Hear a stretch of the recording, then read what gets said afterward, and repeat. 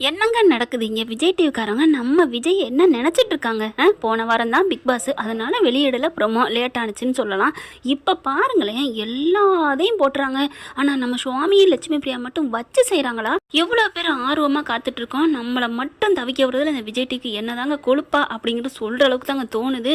பாருங்க, வெள்ளிக்கிழமையே நம்ம செல்ல குட்டிங்க தலைவன் தலைவியை பார்க்கல. இப்போ சனி போயிடுச்சு, ஞாயிறு வந்துருச்சு. 10 மணிலேருந்து ஃபோனை கையில் வச்சுக்கிட்டு பக்குன்னு பார்த்துக்கிட்டே இருக்கோம். 10 நிமிஷத்துக்கு ஒருக்கா போட்டாங்களா அந்த வந்து விட்டுட்டாங்களா அப்படின்னு போய் பார்த்தா எம்மனை மட்டும் காணுங்க. என்னங்க என்ன நினச்சிட்டு இருக்காங்கன்னு தான் தெரியல. எப்படியோங்க பரவாயில்லைங்க, நம்ம இன்ஸ்டாவில் நம்ம தலைவர் பற்றி ஒரு வீடியோ வந்திருக்கு, அப்பப்போ போஸ்டிங் வருது, அதை பார்த்து ரசிச்சுக்கிறோம். வேற என்ன பண்ணுறது? ஷூட்டிங் எடுத்தே 10 நாளைக்கு மேலே ஆகுது. அதனால அவங்கக்கிட்ட சரக்கு இல்லையா, முறுக்கு இல்லையா? டே பாருங்கடா, நாங்கள் விஜய் டிவி தேடி வந்து ஏதாவது பண்ணுவோம் அப்படிங்கிற அளவுக்கு வெறிய கொடுக்குறாங்க. இப்போ என்னென்னா வந்து ரவுடிங்களை பந்தாடிட்டாங்க. அடுத்து என்ன ப்ரொமோ எதிர்பார்த்தோம்னா, நம்ம தலைவர் பதிலுக்கு ரிவெஞ்சா சும்மா தூக்கி போட்டு அடி பந்தாடுவார் நம்ம பசுவன்னு நினச்சி எதிர்பார்த்துக்கிட்டு இருந்தால் காணோம். ஒருவேளை அப்படி வந்திருந்தா இப்படி தான் போகலாம், நம்ம கற்பனை கதையை பார்க்கலாம். இப்போ என்ன பண்ணுறாங்க, பசு வந்து இந்த மாதிரி ஆட்களை வச்சு அடிச்சுட்டாங்கன்னு தெரிஞ்சதுக்கப்புறம் நம்ம தலைவன் போய் சும்மா பந்தாடுறாரு, அடிச்சு நொறுக்கிறாங்க. எப்படி அந்த மாதிரி பண்ண போச்சுன்னு சொல்லிட்டு, அவன் பெரிய ஆள் இல்லையா, என்ன வேணாலும் பண்ணிக்கடா, என்னடா பண்ணுவேன் அப்படின்னு சொல்லிடுறாங்க. அங்கே முத்துமலர் குடும்பமும் பசுபதி வந்து எதுவுமே சொல்லலை, நாங்களாக தான் பணத்துக்கு ஆசைப்பட்டு பண்ணோம் அப்படின்னு பசுபதிக்கு பயந்துட்டு பசுபதி மேலே கம்ப்ளைண்ட் கொடுக்கல. சப்போர்ட்டிங்காகவும் பேசலை விஜய்க்காண்டி. விஜயும் காவேரி ரொம்ப நொந்து போகிறாங்க. சே என்ன உலகண்டா இது அப்படின்ட்டு வந்துடுறாங்க. அதுக்கப்புறம் பசுவும் பார்க்குறாங்களா, உன்னை நான் வச்சுக்கிறேன்டா, எப்படின்னு பார்த்துக்கிறேன்டா, என் குமரன் மாமாவை நான் அவங்ககிட்ட இருந்து எப்படி காப்பாற்றணும் எங்களுக்கு தெரியும்டா அப்படின்னு காவேரி சொல்லிட்டு வீட்டுக்கு வராங்க. வீட்டுக்கு வந்துட்டு ஒரே டென்ஷனாக இருக்காங்க. ஒட்டி உடச்சி கட்டக்குதுங்க பொருளெல்லாம், எல்லாத்தையும் சரி பண்ணுறாங்க. இப்போ என்ன பண்ணலாம் அப்படிங்கிறாங்க. அமைதியாக இரு காவேரி அப்படின்னு சொல்லிட்டு ஒரு யோசனை பண்ணுறாரு. காவேரி, எனக்கு இனிமேல் நான் உன்ட்ட எல்லாத்தையும் சொல்லித்தான் நான் பண்ணலான் இருக்கேன், ஒரு ஐடியா பண்ணியிருக்கேன் அப்படின்னு காதுக்குள்ள சொல்கிறாங்க. ஓகேங்க, இதே பண்ணுவோம் அப்படிங்கிறாங்க. இதுக்கு நடுவில் கங்காவுக்கும் ஆஸ்பத்திரி கூட்டி போயிடறாங்க. பார்த்தீங்கன்னா கங்காவுக்கு ரொம்ப சீரியஸாக இருக்குது. ஒன்றும் இல்லைக்கா மாமா வந்துருவாருக்கா, கவலைப்படாதக்கான்னு சொல்லி தேத்திடுறாங்க கங்காவை. இப்போ பார்த்தீங்கன்னா அடுத்து குமரனோட வந்து சடலம் கிடச்சிருக்கு அப்படின்னு வந்து கொண்டு வந்து விஜய் வீட்டில் ஒப்படைக்கிறாங்க. என்னாச்சுன்னு பார்த்தா எல்லாரும் கதறி துடிக்கிறாங்க, அழுகுறாங்க. இந்த மாதிரி அவங்க இறந்து கடற்கரையில் கடந்தாரு அப்படின்னு சொல்கிறாங்க. எப்படி இந்த மாதிரி அப்படின்னு கங்காவுக்கு மயக்கமே வந்துடுது. சாரதா தவிக்கிறாங்க. அப்படியே காவேரி விஜய் பார்க்குறாங்க. எல்லாரும் அப்படியே அழுகுறாங்க. இதை சும்மா விடக்கூடாது, இது கண்டிப்பாக அது பசுபதியோட வேலை தான் அப்படின்னு சொல்லிட்டு பார்த்தா அதாவது குமரனோட மேலே அது பசுபதியோட ஒரு அடையாளம் இருக்குங்க. அதை பார்த்துடுறாங்க. இதோ பசுபதி தான் இதெல்லாம் பண்ணியிருக்கிறான், அவன் கையில் கட்டியிருந்தது தான் அந்த தாயத்து அப்படி இப்படின்னு நிவின்னு சொல்கிறாங்க. அதுக்கப்புறம் போலீஸுக்கு போய் ஒப்படைக்கிறாங்க. குமரனோட ஃபோனை காணுங்க, இது எங்கே இருக்குன்னு பாருங்க அப்படின்னு சொல்ல போலீஸ்காரங்களும் அதை வச்சு பார்க்குறாங்க. டிவைஸ் பண்ணி பார்ப்பாங்க இல்லையா, அது பார்த்தா அது இருக்கிற இடம் காமிச்சு கொடுக்குது. அது பசுபதியோட வீடு தாங்க. பசுபதி வீட்டில் போய் பார்க்குறாங்க. அங்கே சேரெல்லாம் கட்டி போட்டு இருக்கிற மாதிரி இருக்குது. அங்கே ஃபோனும் கிடக்குதுங்க. ஃபோனை பார்த்தோன்னே, அப்போ நீங்கள் தான் கடத்துனீங்களாடா அப்படின்னு சொல்லிட்டு அடி சும்மா காட்டடி அடித்து பசுபதியை கைது பண்ணி கொண்டு போய் போட்டுறாங்க. அதுக்கப்புறம் கோர்ட்டுக்கும் போதுங்க. இந்த மாதிரி குமரனோட இந்த மாதிரி உயிரே எடுத்துட்டாங்க, இவனுக்கு சரியான தண்டனை கொடுக்கணும்னு சொல்லிட்டு விஜய் தரப்பு வக்கீல் வாதாடுறாங்க. நீதிபதி பார்க்குறாங்க.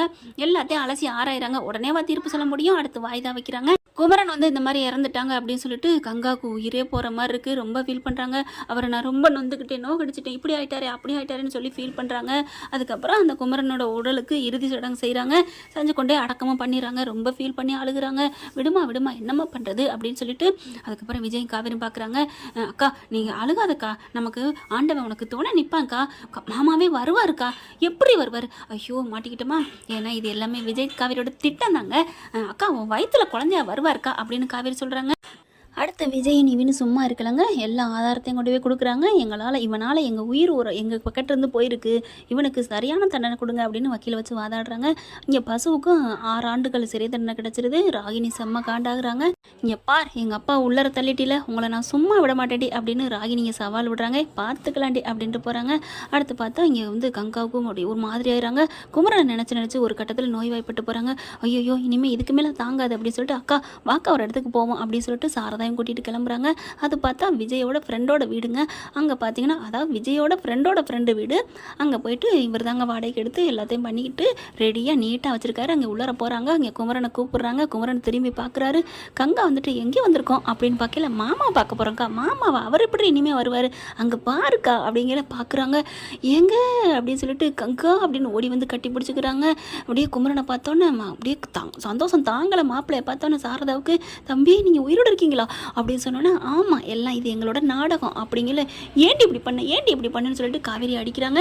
இங்கே பாருக்கா, அந்த பசுபதிக்கு தண்டனை கொடுக்கணும், ஆனால் அதோட நம்ம மாமாவை காப்பாற்றணும், அதுக்கு மேலே அந்த பசுபதியும் தண்டிக்கப்படணுக்கா. என்னென்ன பண்ணிக்கான் தெரியுமா, மாமா அவ்வளோ சித்திரவதை பண்ணியிருக்காங்க்கா அப்படின்னு. இங்கே பாருக்கா, விரலெல்லாம் துண்டிச்சிருக்காங்க, அடிச்சிருக்காங்க்கா அப்படின்னு சொல்லி பார்த்துட்டு அழுகுறாங்க.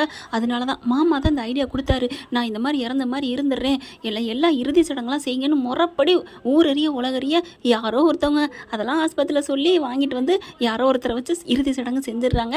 அதை பார்த்துட்டு தாங்க தண்டனையே கிடச்சிச்சு. அதனால தான் இப்படி நான் ஒரு ஐடியா சொன்னேன்னு குமரன் சொல்கிறாங்க. இருந்தாலும் போங்கங்க, நான் எனக்கு ஏதாவது ஒன்று ஆயிருந்தா அதெல்லாம் நீ போவ, அந்த காலத்து பொண்ணு தான் உடங்கிட்ட, அதெல்லாம் தேவையில்லை, விடுங்க. அடுத்து எல்லாரும் சந்தோஷமாகறாங்க. உங்கள் அம்மாவுக்கு உடனே சொல்லுங்க அப்படின்னு சொல்லிட்டு கங்கா சொல்கிறாங்க. உடனே இங்கே சாந்தியை சீக்கிரம் வாங்கன்னு சொல்கிறாங்க. அடுத்த மறுநாளே உடனே வந்துடுது. வந்ததுக்கப்புறம் பார்த்துட்டு டேய் நீ இருக்கியாடா அப்படின்னு சொல்லிட்டு அவ்வளோ சந்தோஷமாக கட்டிக்கிறது சாந்தி. பார்த்தா அப்படி ஒரு சந்தோஷம். அப்புறமா விஜயை பார்க்குறாங்க. தம்பி நீ தாப்பா என் பிள்ளைய காப்பாற்றி வந்திருக்க, அந்த பசுவுக்கு தண்டனை கொடுத்துட்ட அப்படிங்கிற எல்லாம் என் பொண்டாட்டி செல்லா குட்டி காவேரியோட ஐடியா தான் அப்படின்னு சொல்கிறாங்க. காவேரி எல்லாரும் அப்படியே உச்சி மூந்து சந்தோஷப்பட்டுக்கிறாங்க. என்ன ஃப்ரெண்ட், இப்படி போனால் நல்லா தானே இருக்கும், பார்க்கலாம் என்ன நடக்க போகுதுங்க. தேங்க்யூ. இந்த வீடியோ உங்களுக்கு பிடிச்சிருந்தா தயவு செய்து லைக் பண்ணுங்க. இன்னும் அப்டேட்ஸ்க்காக சேனலை சப்ஸ்கிரைப் பண்ண மறக்காதீங்க. நம்ம கிட்ட இருக்க எல்லா சேனல்ஸோட லேட்டஸ்ட் வீடியோ அப்டேட்ஸ்க்காக மேல ரைட் சைடுல காட்டுற லிங்கை கிளிக் பண்ணி வாட்ஸ்அப் குரூப்ல ஜாயின் பண்ணுங்க. உங்களிடம் விடைபெறுவது நான் உங்கள் மெஹர்.